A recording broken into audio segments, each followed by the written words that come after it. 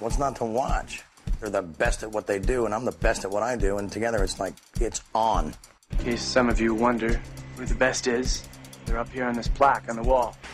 You sure you're ready for this? I'll do my best.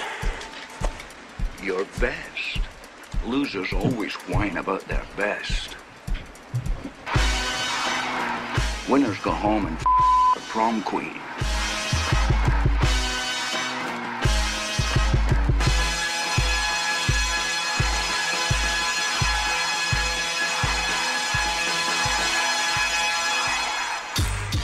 We are live. It's the best soccer show on the North American Soccer Network.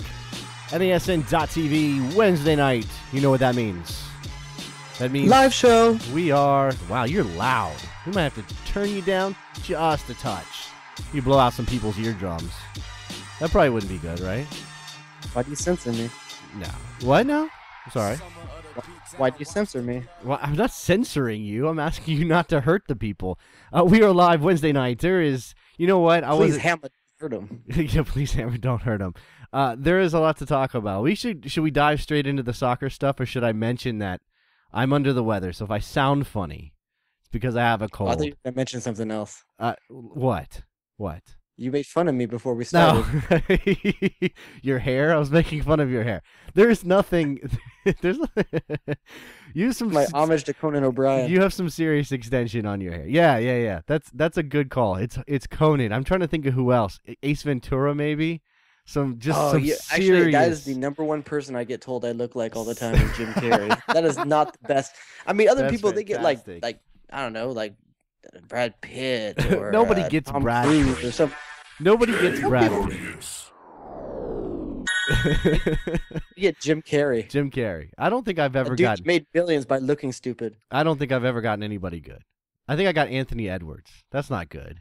That's not better than Jim Carrey. Goose. That's yeah, Goose. no, Come on, it's you can fine. get it for Goose. No, I love Goose. Don't get me wrong, but it's just not. It's not something you really want to trumpet. Now I want like a montage of me throwing like your dog tags over the rail into the Indian Ocean. That would be brilliant. I don't want to die for this to happen, but that would be brilliant. You have to. That's Goose's role. I know. I hit my head on the canopy. All right, look. There are a couple of big stories here, and maybe we should throw this out. First of all, what's the phone number, Jared? It's 201-432-BEST, 201-432-2378. We are taking phone calls as always. We have Brian Sciaretta of Yanks Abroad in the second segment. We are always excited to talk to Brian. He's got great nuggets on all the guys playing overseas, and there may be a couple of guys to add to that list. Let's start with that story, which just broke right before we started the show. Because the number one topic on our list, Jared, was going to be Landon Donovan's second debut at Everton for his loan stint. And then they lost to Bolton, and it was ugly. And Tim Howard scored a goal, whoop-de-doo. But I think we have to talk about Omar Gonzalez and George John. Those are the two guys that jumped to the top of the news heap with the word that they pulled out of U.S. camp in January. George John supposedly because he's chasing another transfer, trying to finally get that transfer, and Omar Gonzalez because he's chasing a loan. Why would just like anytime someone pulls out, if someone's left unsatisfied, and that person today is me, because I was looking forward to seeing the Omar Gonzalez, George John, Jeff Cameron trio in this U.S. national team camp, and does it make me selfish for hating on them for leaving when they might be doing so just to better their own opportunities? Well, okay, I guess a little bit. It's a little selfish if they're trying to advance their careers. How can you fault them for that? But, okay, in the case of Omar Gonzalez, let's start there because I think that's the bigger one for me. In the case of Omar Gonzalez, we've been waiting for Klinsmann to give him a shot, right? We've been talking about he's MLS Defender of the Year. He's top in this league. He's shown all of the things we want to see out of a young defender. He's getting better. He's big. He's strong. Okay, maybe he doesn't have the feet necessarily that Klinsmann wants, but he can work on that. At least give the guy a shot. He deserves it. We all want to see him there. Then he gets the call into a camp, and I get it. It's Camp Cupcake, Camp Strudel, whatever you want to call it. It's not a number one camp, but it's still something. It's still a chance to show. Point. It's a chance to show Klinsmann that he can play, and there are games to be had here. And instead of doing more than showing him he can play, showing him he was wrong not to call him up sooner. Well, okay, that's the same thing. Same thing. You prove him wrong by that you didn't call him up sooner, and you prove you can play in this camp, and you go into this with the right attitude. And instead, you say, I think I'd rather explore a loan to who knows where. We have no idea. There's been no rumors. Yeah, more of this will come out in the next day or so. By the time you're even listening to this, you might know more than us right now, because we said it was breaking news for us. But the thing that you and I were talking about beforehand, and one of the things that's kind of lost in translation as of right now is we all know that Jurgen Klinsmann has been very outward about saying that these players need to go out there, get loan deals, play more months of the year, and play at a higher level in Europe. I guess that's the balance, right? Is this them just following the leader? If so, though, it seems like a really odd time to do so. It's interesting time. In George John's case, we know he wanted to leave. He didn't play well after the Blackburn thing fell through. Now he's trying to work it out again. He's got interest. Maybe MLS is finally ready to let him go, and the numbers are going to be right. I don't know. I still think for him, it's not that I'm okay with him dipping out on the camp, but I kind of get it. With Gonzalez, and I'm going to harp on this again, I don't get it. I don't see why, for a loan deal, not a sale, not a transfer, not going overseas permanently, not advancing your career to Europe in that right. That's assuming the rumors out there right now we can believe. It that's could that's be what something okay. bigger. That, We don't okay, know right now. you're right. It could be bigger, but that's what the official line is from the LA Galaxy. First of all, that's what U.S. Soccer is. U.S. Soccer is replacing, Klinsmann, is replacing Gonzalez and John with Brad Evans and Jeff Park from the Seattle Sounders, which, those are I like them as players. They're nice MLS players, but that's a step down. They're great MLS veterans, and they're good guys to have in your MLS Jeff team. Park deserves a shot. There's a drop right there, isn't there? No, sure, certainly. That's, and I think that's the issue for U.S. national team fans, right? Is, oh crap, we're trading George John and Omar Gonzalez, two of the best young center backs in MLS, for Jeff Park, a nice player, but nothing to write home about. I feel bad for in this scenario. Well, I feel bad for two people in this scenario. One, Jeff Cameron, even though he's going to get a lot more play time now, he's losing the opportunity to really put his bar up against the bars of that of Omar Gonzalez and George John. Okay. He's going to get plenty of play. I think that's almost certain now. Then why do you feel sorry for him? For Graham Zusi, because now Brad Evans comes in. We were just talking the other day about how Graham Zusi is one of the few box-to-box players around, and they bring in another box-to-box player. Yeah, but okay, into this camp. Are you again? Not that I've been a fan of Brad Evans for a while.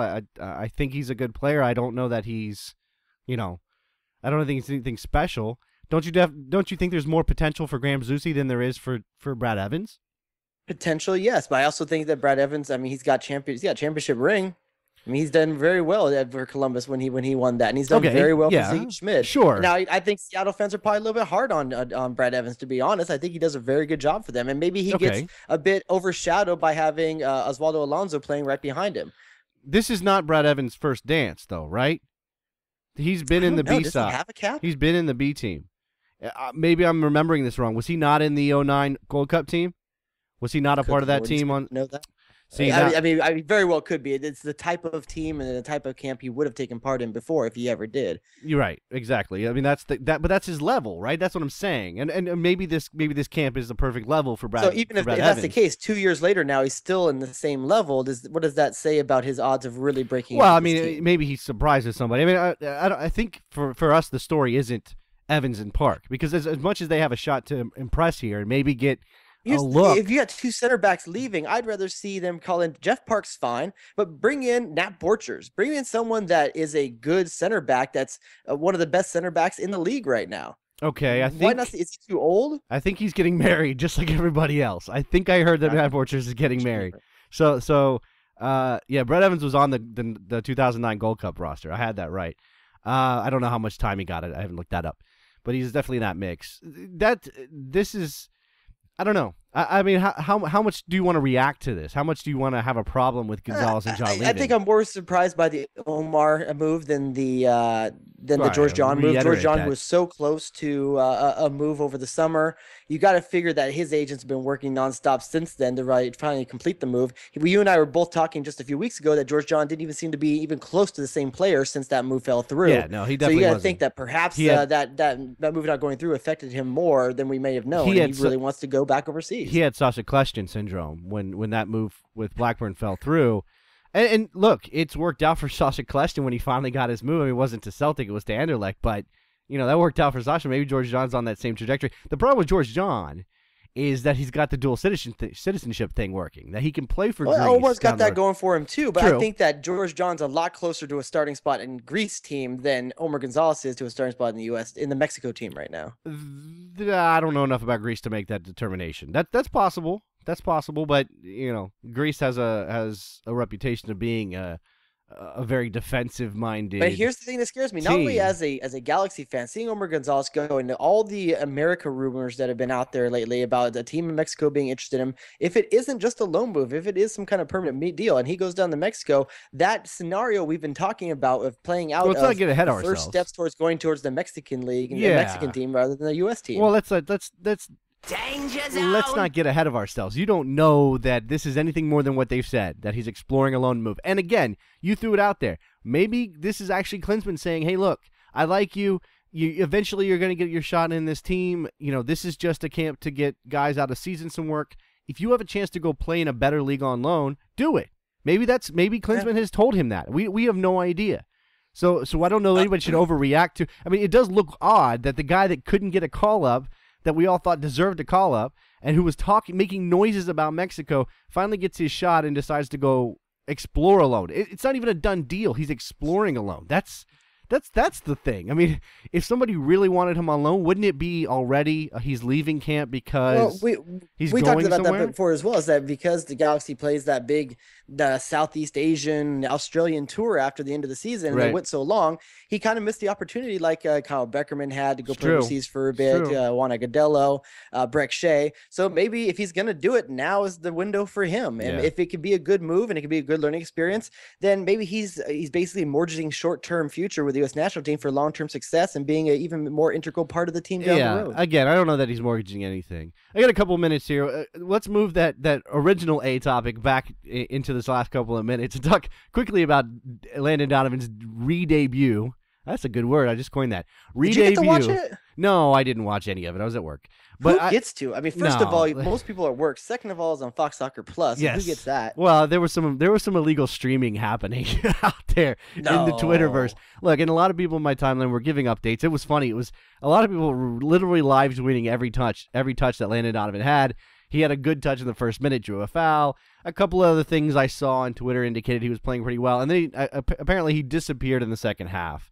But if someone told you an American scored a goal today in the EPL, how far down the line would you have to go before you got to Tim Howard? Well, okay, first of all, you'd have to know who was playing, and then it would still take you 5 or 6 guesses probably. Now, there's only a couple of games going on, and Tim Howard with the here's the thing. It was his first touch, right? He hit that on his first touch. He didn't settle the ball at all. Rolling back to him. The wind carries it over. What's the kid's name for Bolton? Bogdan or whatever. And Timmy's reaction was the best. He just kind of was like, I can't believe that just happened.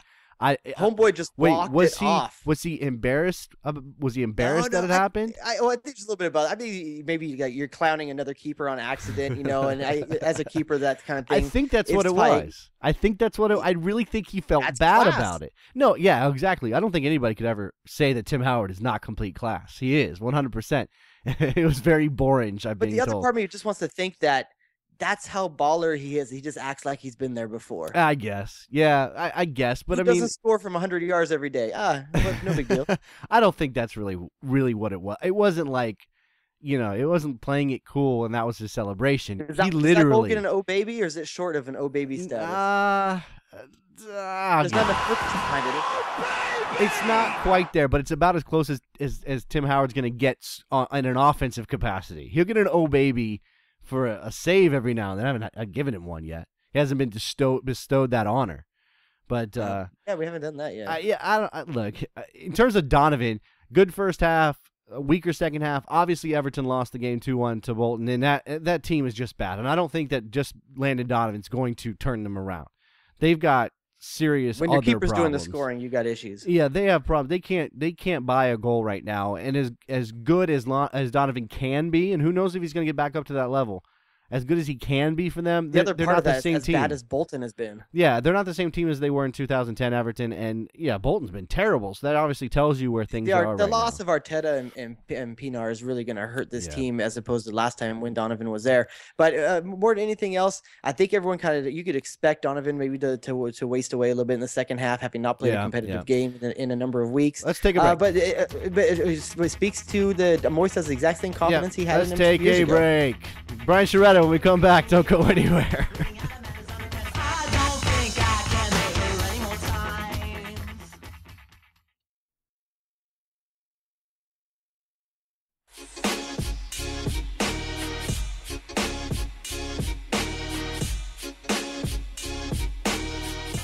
Jason Davis and Jared Dubois. Blah, blah, blah, Dubois. Your name's hard all of a sudden. Back on the best soccer show on the North American Soccer Network. And old friend, I'm going to call you a bestie now, Brian. Brian Sciaretta. That's I just came up with that. Only the second person to be a repeat guest on the show so far. Who was the first? I can't remember. Ives, right. So Brian Sciaretta and Ives Gilson. Too. Yeah, we're all Jersey guys here. There you go. It's an honor. We've got a thing for Jersey guys. Brian Sciaretta, Yanks Abroad, going to talk about his area of expertise, of course, the Yanks Abroad arena. Brian, first let me start with something that you and I and a bunch of other people today had a back and forth on Twitter about, and that's the movement of American kids to Scandinavia. And it's not like a full scale, lots and lots of kids every year, but every once in a while we hear about a kid signing in Sweden or Norway rather than going into MLS or signing a Generation Adidas contract or whatever. Billy Schuler's the most recent example. North Carolina striker is going to go sign at Hammarby, which is in the second division right now. We know that's Greg Berhalter's team where he's managing. It's got the AEG connections. Just give me your opinion on why these kids decide that their better option is to go off to Scandinavia rather than sign with MLS. Well, some of them don't get GA deals. Schuler's interesting because it's a second division. He's moving to a second division club when he probably could have gotten a GA deal. And, like when you see a guy like Kobe Spahn, I have an interview with him coming out next week. I already did the interview. I mean, he didn't get the GA deal, so he moved and he signed with Djurgårdens, which is, a club in the top division. But it's, it really comes down to the GA deals. And but going to a second division club when spurning a GA deal is kind of stunning. I don't think you're going to see too many of this. I mean, the second division in Finland, it's not high level. I mean, if you look at the guys who are currently in the second division, guys like Michael Thomas and Rhett Bernstein and stuff like that. I mean, these are guys who are not good enough for MLS. So Hammarby, they're second division. They've had some hard times. They're a big club. So, there's obviously some kind of belief that they can get up to the top title, top tier and do well there. I mean, they won the title. I think it was like 10, 11 years ago. Mm-hmm. So, there is that, but generally, this is a highly unusual move for Schuler. And the deal's not done yet, by the way. The club confirmed me that it was not done, so it's still probably in later stages, like medical, passing physicals and stuff. But yeah, I mean, generally, it's some of these kids just, there's always going to be a few out there that just insist on going to Europe, no matter what. But that's pretty low though to go to the second division in that league, because when you get a GA deal, you tend to get a lot of playing time in MLS too. So it's a real big gamble on his part. Brian, how much do you think the signing of Berhalter as the coach of this team played into an American going over there? And then secondly, does the fact that AEG has ownership ties, does that help as well? Because obviously AEG is a big team and a big player in MLS. Should he have to come back?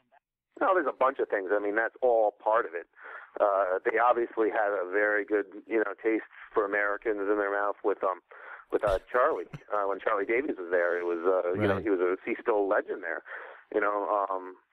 I think personally it would be kind of interesting if Charlie Davies was ever to return to Hammarby. I mean, that would be very interesting. But Berhalter's there. I think AEG, the ownership. I think obviously, there's a push to get American players there. I mean, it's after a while, it's no short coincidence. But I don't know. I think it's the club has had good experiences with American players, and I think there's a push for that to continue there. Let's forget the second division Hammarby thing and Billy Schuler. This is a thing. Josh Gatt, for example, went to Scandinavia, signed a contract out of high school rather than play in MLS or go to college. Mm-hmm. Is this verifiably a better career path for American kids? I mean, I know that's hard to determine, but do you think it opens them up to more opportunities? Well, for every one player that goes to Europe as an 18-year-old by bypassing college out of high school, there's more failures than there are success stories. I mean, his career's been handled right from the very get-go. I mean, it's been fantastic. Same thing with Sean Cunningham. I think Sean Cunningham is going to get some serious minutes for left back with Molde this year. Maybe even by the time the Champions League rolls around, he might be on the field for them. Those guys, they had their careers were handled by the same people, and it's been doing well for them. But there's been a lot of people over there who've made the push to Europe, and Galeag, Busamunde, and too many to even really mention that where it really just didn't work out. It's always a big roll of the dice. But really the key is to find yourself with a club that really wants you. I mean, it's tough over there. I mean, if you go over there and then there's a coaching change, or if the club all of a sudden loses interest in you, I mean, it's a tough hole to get out of, and you can find yourself really in the abyss quickly if you don't make that first step. If you don't find a good club, if the first step's bad, man, it can really put your career in a tough spot right from the very get-go. Brian, in a short time, MLS has kind of become the marijuana of soccer leagues. It's like a gateway. It's where people think that you can come to MLS, get seen by the big Euro leagues and the big Euro teams. Which is a better place for young players to be seen, MLS or these Scandinavian teams? Well, I mean, we haven't had, the amount of success we've had coming out of Scandinavia so far, among not like Nick Stiskerud, who's been doing well over there, like even though he hasn't even left yet, but he's born over there. Right. That's a different ball game. But I mean, we've had Charlie Davies got to France, and we never really got to see exactly how far he could take it out of there. And then Alejandro Bedoya went to the Rangers. Right. He's been having some injuries, but Scottish, football is really crap, poorly. Brian. So until we can get some real success stories, you got to say MLS is better than the Scandinavian leagues at the moment. Well, okay, I guess the really comes down to whether or not the bigger leagues. Okay, Charlie goes to France, but the bigger leagues, France, Germany, England, Italy, I guess probably not. But whether or not they're scouting in Scandinavia, and whether or not scouting in Scandinavia is easier, and they're doing that more than they would scouting MLS. Yeah, I mean, I think they scout probably MLS more than the Scandinavian teams leagues, except for like maybe the very top Scandinavian teams. Your champions or your runners up, or your first three places. I mean, with these Scandinavian leagues, it's chances are if you're in the Scandinavian leagues, you're probably are there because also you don't have eligibility for like a work permit, which is required in a lot of the countries. And then so you're not in the national team, and you're probably not going to get one. So it becomes very difficult to make that jump unless you can go through an appeal process like Bedoya successfully did. And that was very surprising that he won that appeal, which is the typical standard operating procedure to get into England. But it's usually because there's no work permit requirements for playing in any Scandinavian leagues, and that's huge. Let me stop you, Brian. Huge. Let me stop you on if you don't have, and if you're in these Norwegian, it's a catch-22. If you're in these Norwegian leagues, you're probably not going to be a part of the national team. Right. You're probably not going to get a work permit to qualify. So they're probably not even going to scout you in the first place. Good point. It tends to be a league where a lot of these, even in Denmark, for example, a lot of guys tend to go there and they plateau their careers. It becomes where they're going to be as good as they're going to be, like Goodson, Parkhurst, Rolf, those guys. And that's kind of like where it is. It's either young and upcoming players who, are good, not great, or it's where you go when you just finish out your career and you've reached your level. Well, why? Okay, why is there no work permit requirement in Scandinavia? Do you know? I mean, every country wants it differently. I mean, they're not Eurozone or requirements everywhere. I mean, it was every country is different. Okay. Belgium is no work. I figured requirements, and then being part of the European Union, they would follow along with most of the standards that all the others. I mean, there's a lot of leagues in Europe that don't have these as strict requirements, even in the EU, like Belgium. Okay. You know, you can go there too. It's true. Some leagues are more protectionist than others. Germany's not, but is on the lower side. England's on the higher side to get in to play those leagues. And like same thing with Italy too. It's very tough to play if you don't have the EU passport. But right. It's impressive when they do. Like a guy like Michael Bradley does. You know, he can just walk in and start. It's an accomplishment. Brian, we asked the listeners for emails when we said that you're going to be on for this evening, and we got one from Jim Nguyen, and he says, "What is your take on Daniel Potts and Adam Henley? Do you think they would choose the U.S.?" Oh man, it's so tough to say at 17 because these guys are having fans and family members and agents. And everyone, teammates, all in their ear right now at this point. I mean, at this point, Daniel Potts, I have heard from a source that England is interested potentially for a youth national team call-up, whether it be their U18, 19, or 21. I don't know. So that could, he'll have his connections to the U.S. are not, even though he's only played for the U.S., are very weak. He doesn't really keep in touch with any kind of family he has over here. You know, his dad played for England. He's lived his whole life there. He's only been over here 3 times on vacation. Like went to Disney World and stuff like that. So it's very. But Henley, on the other hand, I think I know the U.S. is interested. I can report that. I can, so they are discussing things. He does have family over here. He was born here. He visits here regularly, and half the family would like them to play for Wales. Half of them would like to play for the United States. So, and Wales, and then obviously the thought of potentially playing in the World Cup would ring is a selling point that right. Wales can't really offer, even though Wales is much improved. The thing about it right now is with him is that even though he's talking to the U.S., I think he's going to be very reluctant to do anything soon while Wales is in the soccer program is in a state of mourning. Right. With Gary Speed, I think, with that. But that in mind, he is going to have to make decisions quickly. I think that Coach Caleb Porter will actively recruit one of them to be on the U23 team. Adam Henley, I think, is playing a little more consistently right now. Potts struggled in his most recent outing. And I think, decisions are going to have to be made quickly. I think he's going to give Wales a chance to get back on their feet before he decides. But, they're very aware of those guys. And there's another guy, too, Derek Williams, who's playing for Ireland's U19 team, but he made the bench for Aston Villa's first team. He's a left back, too. So these guys pop up all the time. They're playing. They have options. And all these ones, it's a very personal thing for each one of these guys. But I would be optimistic. I mean, it's going to be a coin flip. But landing one of them, I would be cautiously optimistic. I don't know which one, and I doubt you'll get both. I mean, they're very competitors with each other. So I hope it's a left back, whoever it is. You don't think one is more likely than the other? That maybe Henley because he's more tied to the U.S. and has family here and that kind of thing.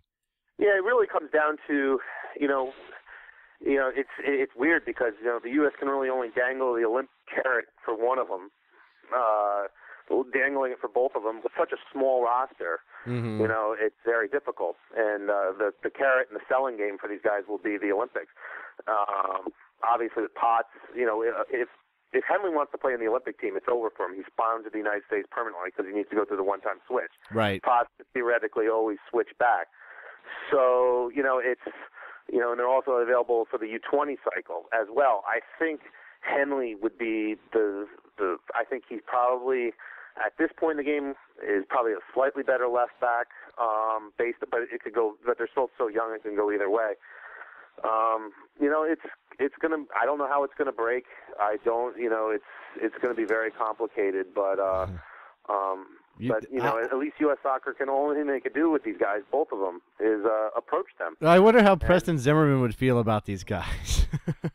I don't agree with Preston, but, it's a personal decision to follow the national team, and, it's all about fans, and I look at him more as a fan than as a participant where he is in his career, right. And as a fan, he wants to feel connected to the national team, and if he's not doing it, and if it doesn't mean, if I feel bad for it, if he feel connected to the national team anymore based on, who makes up the team. I know, it's not everyone's as culturally American as the next person. I know that's a controversial statement, but it's true. I mean, if someone lives here his whole life, he's going to probably feel differently than someone who doesn't live in the United States or never has, or like someone like John George who only came to the United States for the first time ever just to participate in a camp last month. Right. So if it's all everyone has to go their own ways with this, and I just want the best team out there,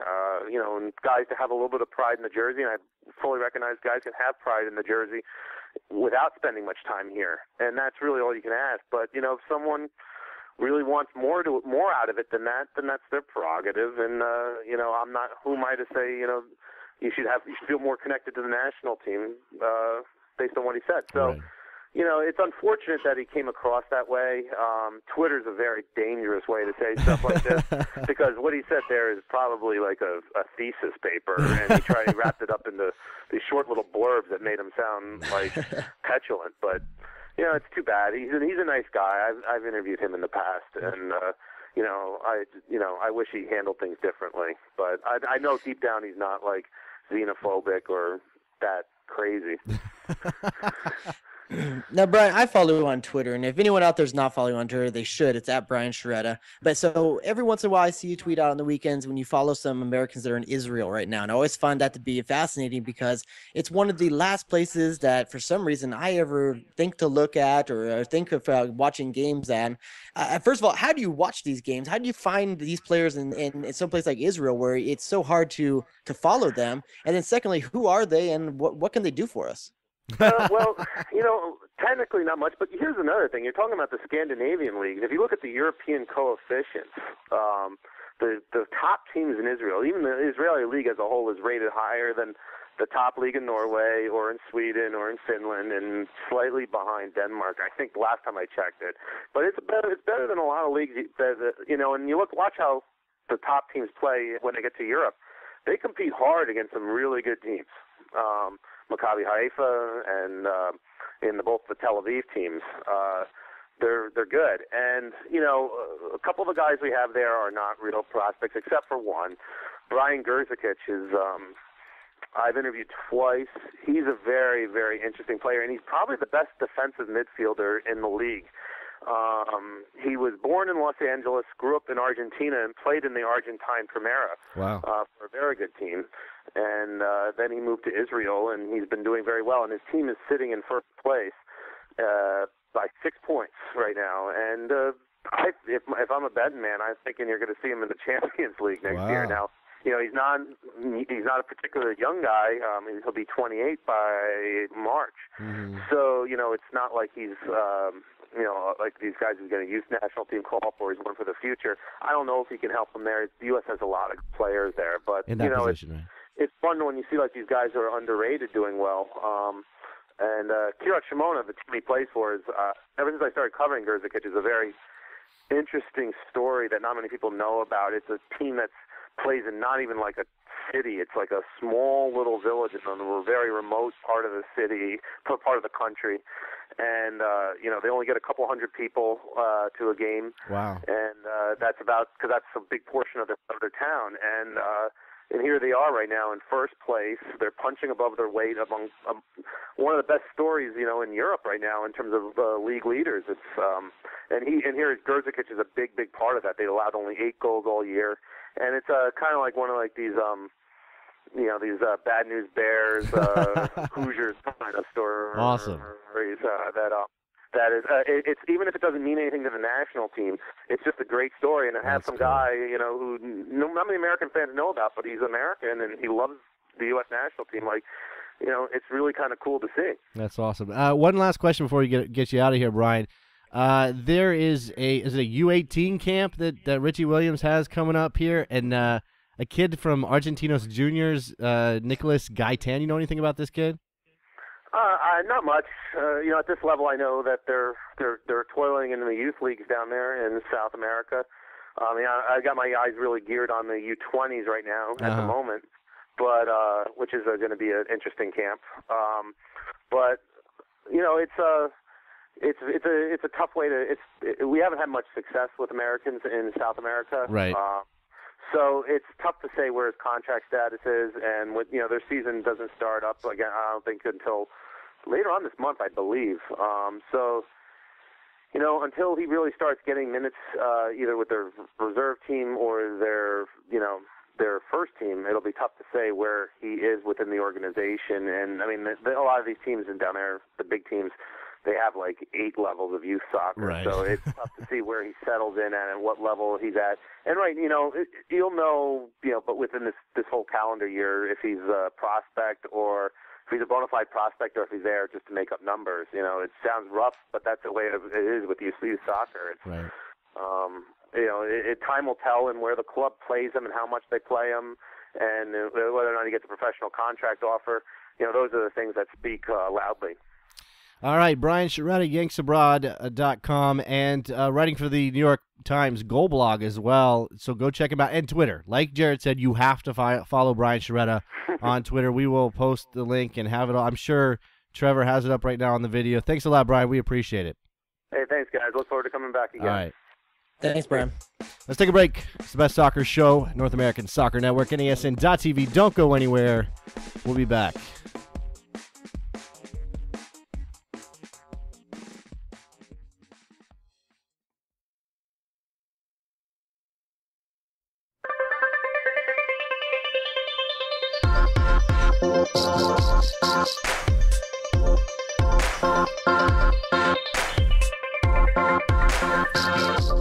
Jason and Jared back on the best soccer show, North American Soccer Network.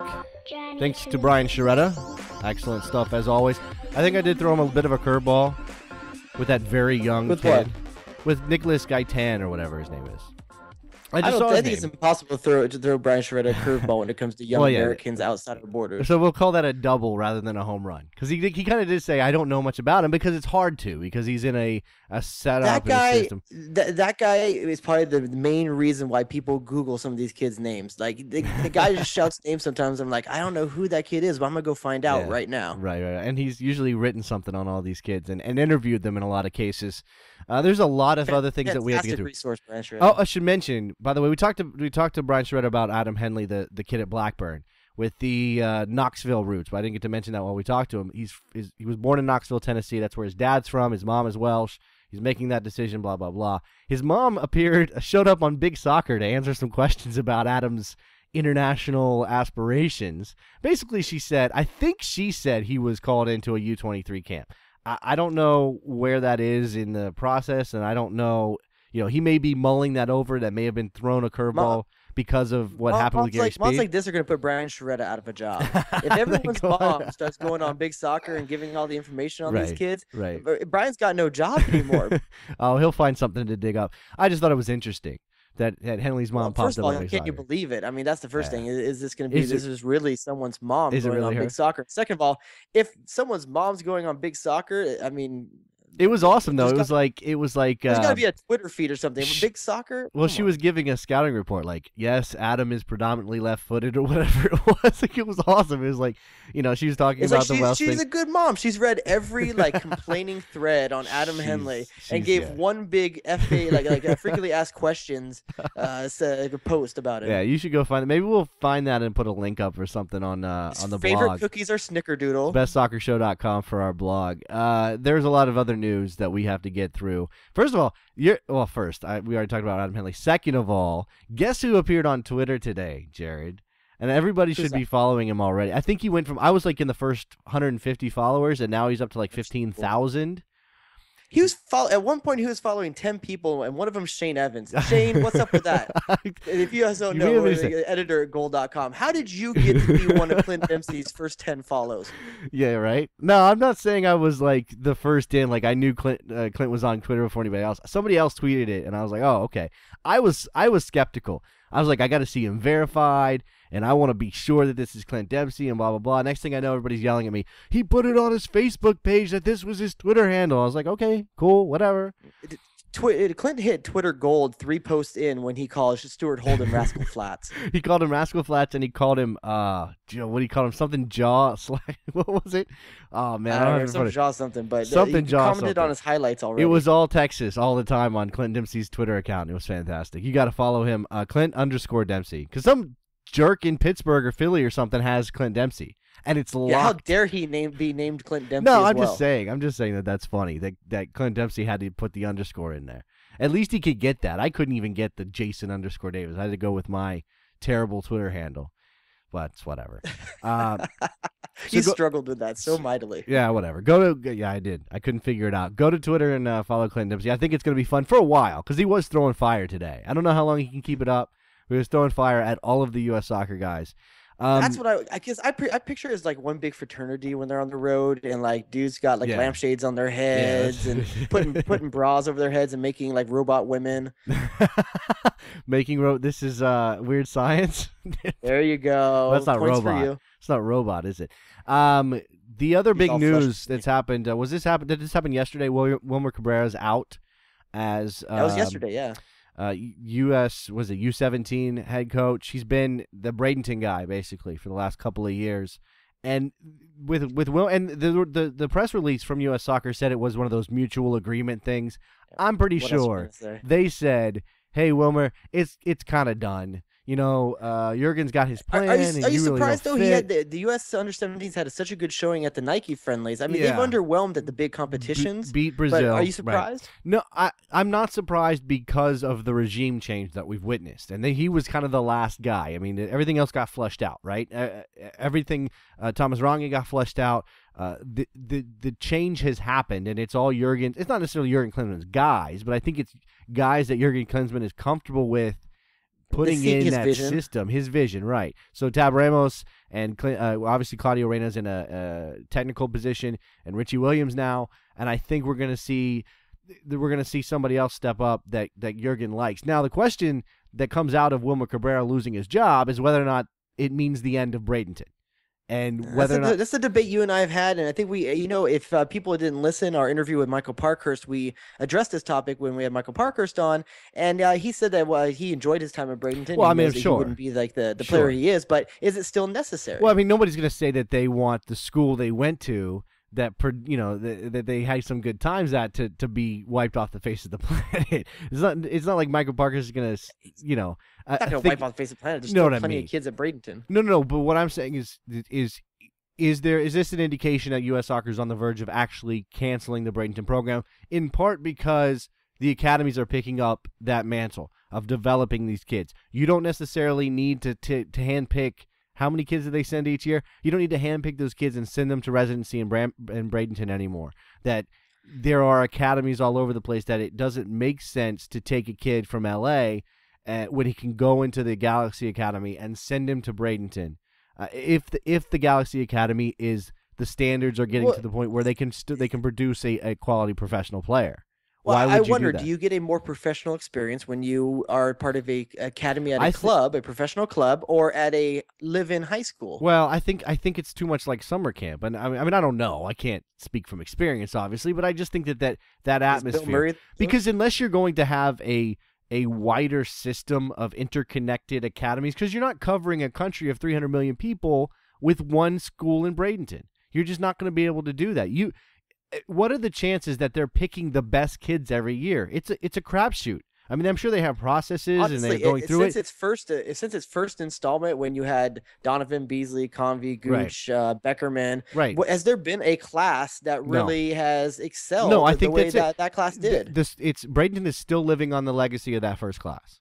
That's it. Yeah. I mean, everything that That's came. because the club system has caught up. I mean, the pool is deeper. Well, I don't know if it's caught up, but I think that you cut that umbilical cord because the club system needs to be taking over as the primary creator of talent. Here's the thing. In 99, there was no other 18 kids in America that were getting near the same experience that those 18 kids were. Right. Now, the 18 kids there aren't probably getting much of a different of experience than the ones that are in these big I think that's exactly what development it is. academies. Exactly what it is. And, eventually these kids are going to become professional players attached to clubs. So if you can have a kid in Philadelphia or D.C.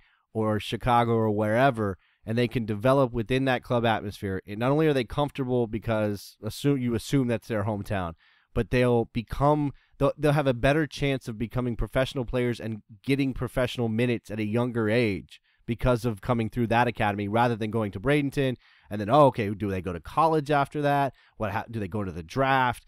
Do they go to college for 4 years, then go into the draft? Where are they in their process developing as professional athletes? And they're also going to develop with a style of play too, and it won't be like all one generic one of a melting pot of different kids from all over the country. If you train at a Galaxy Development Academy, you may come out with a different skill set than you come out of a New York Red Bulls academy. I just think that at this point, Bradenton's inefficient. I don't know that they're going to close it. That's just the thought. And I think go over to USA 10 Kid. I think they have some good thoughts on it. I'm pretty sure that's where I read it. But there's listen, if USSF has to pay Clemson's millions of dollars now, that's where you can trim some budget fat. Yeah, right. Other news. Remember we talked about Eddie Johnson going to Mexico to revive his career? Remember how we talked about that? Oh, yeah, it was going to work great, wasn't it? Yeah, it was supposed to work great. Well, it didn't work great. Because apparently EJ showed up, I don't know, fat, out of shape, slow is the word. And Puebla they didn't take him. He showed up. I guess he failed a medical, and then they let him go. Juan Carlos Osorio, that's the coach down there, right? Yeah, Juan Carlos Osorio. So obviously, a coach is well aware of Eddie Johnson and his skill set. Well, what was their crossover? It was with the Kansas City Wizards. Well, what was their crossover though? When was? I believe Juan Carlos Osorio was at Chicago or New York when Eddie Johnson was at Kansas City. Osorio was in New York in 2009 when they went to the final. Yeah, isn't that, and it's DeMarcus Beasley's club, right? So DeMarcus Beasley is responsible for EJ showing up and then getting dropped immediately. I gotta feel for DeMarcus a little bit, looking out for his boy, and then I don't know what happens now. What happens to EJ? What happens to his career? Show up in shape though? I mean, how many chances did Eddie Johnson get from this point on? He's been off for 6 months, so at the very least, be in cardiovascular shape. Yeah, get on a treadmill. Make sure your weight is at your playing weight. Make sure that your first step. I mean, you can't be in 90-minute shape. That's fine. It's probably understandable. They probably wanted you to come off the bench anyway, EJ, but at least show up in shape. I don't know what he was doing. He's spending time in hotels. Most of them have gyms. Oh God, not that again.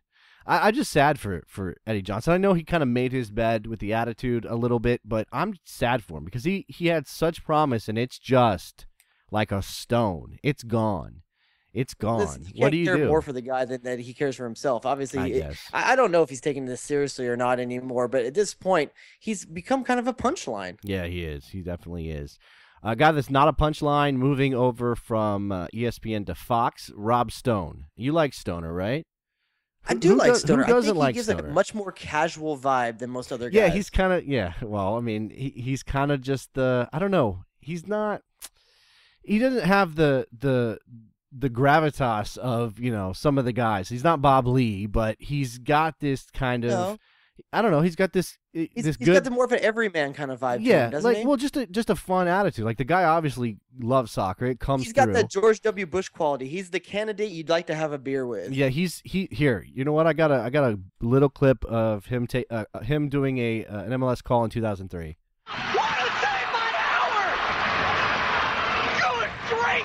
That's Rob Stone in a nutshell. As far as I know, they're not hiring him to be. He's gonna be the studio host for Fox, which bumps Eric Winalda into an analyst chair, which is probably what Eric Winalda is made for anyway. He doesn't need to be carrying that load. He doesn't need to be saddled with structure. He needs to be free to go wherever he wants. Eric Winalda doesn't need to have that job of steering the ship because he can't fire wildly all over the. He needs to be sat right next to Jimmy Conrad and let the two of them just spout off on opinions and pop culture phrases all day long. That's all I want. Right. So Rob Stone is going to be Fox's studio guy. I mean, it's a good hire for Fox. They're obviously putting something into soccer. Stone doesn't get to do bowling anymore, which I don't know if I'm sure he's with sad ESPN, about. I always was kind of confused what Rob Stone's real role was. Is he play-by-play? Is he studio analyst? In terms of soccer? A field side reporter? In terms of soccer. At least this way, now he's going to have a set location. Well, I mean, I don't know if he cared, if that bothered him or not. He gets to be the face and the studio face of Fox Soccer. That's a good gig for him. Yeah. That's a step up Very for him. good. But I don't know if he cared that he was sideline reporter sometimes, play-by-play guy sometimes. He did bowling.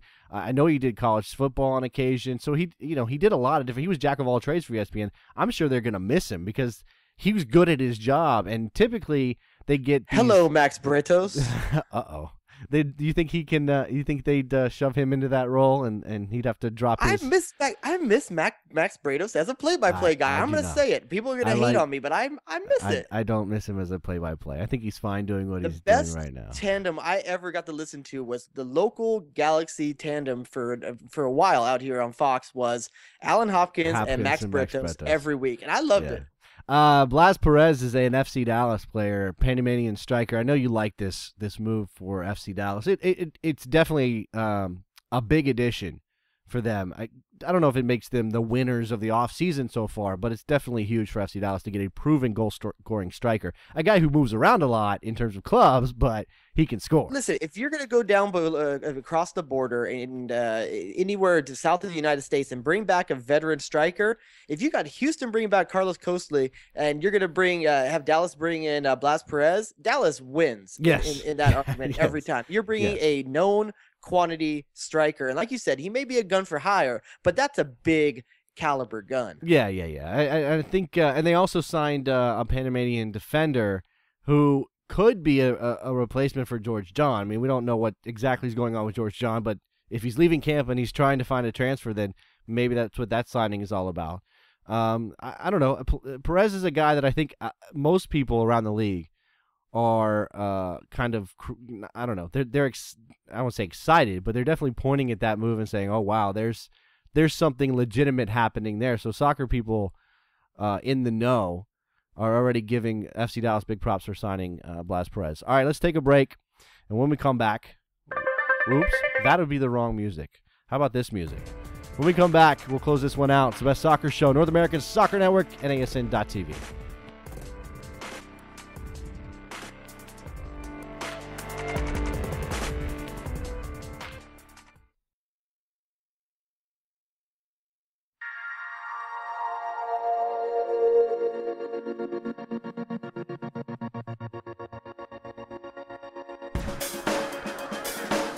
Okay, here we go. Closing out the best soccer show live Wednesday night, January 4th, 2012. It is 2012.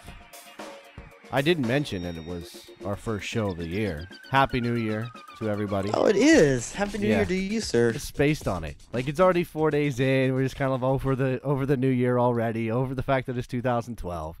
Over my hangover. We haven't talked about like what we're looking forward to in 2000. What are you looking forward to in 2012, Jerry? Dude, I don't do that resolution BS. No, I didn't mean resolution. If you're serious about it, you do it in every day of the year. Here are my top 10 stories for. No, I'm kidding. I'm not doing that. I'm not. There's going to be a lot of things that happen.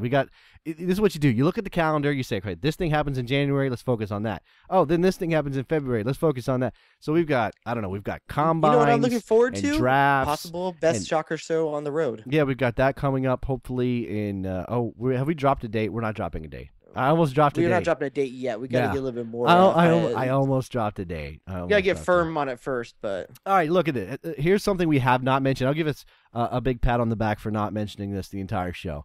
But it looks like David Beckham is not going to PSG. So now he's going to be a Galaxy player again? Is that what I'm hearing? I know there's some details to work out there. Tim Wiki's going out and saying that he's not changing his status from before when he said that he wasn't worried about Beckham going in the first place. You know what? I think he's got to come back. It should be a 1-year deal with the option to do another rolling deal is rolling 1-year deals is what I've heard. This is the weird thing is, he wants to play in the Olympics. He's going to represent England in the Olympics. If they want him, how much do you pay a player that's not going to be there the whole season? If they want him, I don't know why they would pass on him, but if they want him, I'm guessing that something will be worked out. I mean, it'd be terrible for LA to lose Beckham in the middle of the season, but it is what it is. If you want him back, that's a possibility. You just take your lumps. They got to take him back. They lost Juninho. How's they going to run a center in midfield? This is what I'll say about. We didn't mention the Samuel Eto'o rumors. Which my God, there's no reason to. No, we're not touching that with a 10-foot pole. Maybe next week or maybe on Sunday. The thing about Tim Leiweke is you got to give him credit for just playing the entire thing cool. He never said anything. LA never said anything, and I think this is partly MLS's MO is they just don't talk when all these rumors are happening. They just let it kind of go, and then when it boomerangs back around, they're like, yeah, we were here the whole time. We told you. Yeah, we didn't say anything because we knew, that kind of thing. Playing it cool. What bothers me, and like I've seen other people say the same thing, is that if MLS isn't going to comment on the rumors, why do you have like a section on your site about rumors? That's a good question. I always find that odd that an official entity has a rumors area. They're trying to fill a void that now exists, I guess. I don't know. One last note. I know you've crowed about him on this show. Junior Flores, 15-year-old. He was in that team we just talked about at the Nike Friendlies that impressed you so much. When they beat Brazil and Wilmer Cabrera's kind of last go-around with that team. He's been offered a GA contract. Do you want to see him in MLS, or are you okay with him going overseas as long as he kind of comes back around to the national team? It seems to be working out in a long-term form, a more spread-out form for Luis Gil right now. Right. I think he kind of took the same road when he signed with Real Salt Lake when there was rumors out there that he might go with Arsenal, I believe, at the time. Took the MLS road, and he's slowly finding his place in that squad, and he's being a performer for them and a contributor. Junior Flores, I think maybe it's going to take a little bit longer to get there, but I love what the kid's showing.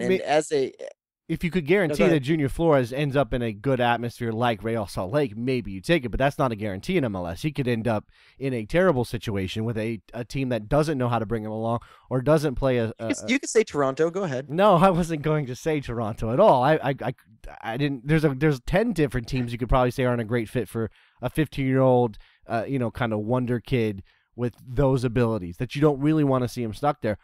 But you never know. I mean, it just takes the right situation. So I'd be happy to see him sign in MLS. I don't know about the pressure to play him right away. I think I'd be okay with him going overseas. I mean, I don't think it really matters. Whatever his decision is.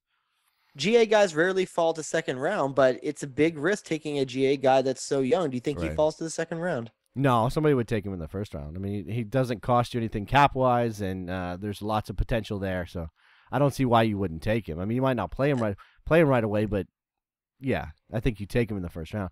All right, anything else we should mention for the people before we get out of here? Please go sign up for our iTunes We will have feed. a Sunday show. Yeah, we're back on our regular schedule now that the holidays are over. We will have a Sunday show. Hopefully we'll find an excellent guest to work into that show. And obviously next Wednesday we'll be live again. iTunes. What else? Apple TV, Roku, Twitter, Best Soccer Show, email show@bestsoccershow.com if I have that right again. Voicemails 201-43. Got it wrong. 201. I just 430-BEST. 430-2378. If you want to leave a voicemail, we'll play it on the next show. All right, that's it. We're done, right? All right, cool. All right, bye, guys.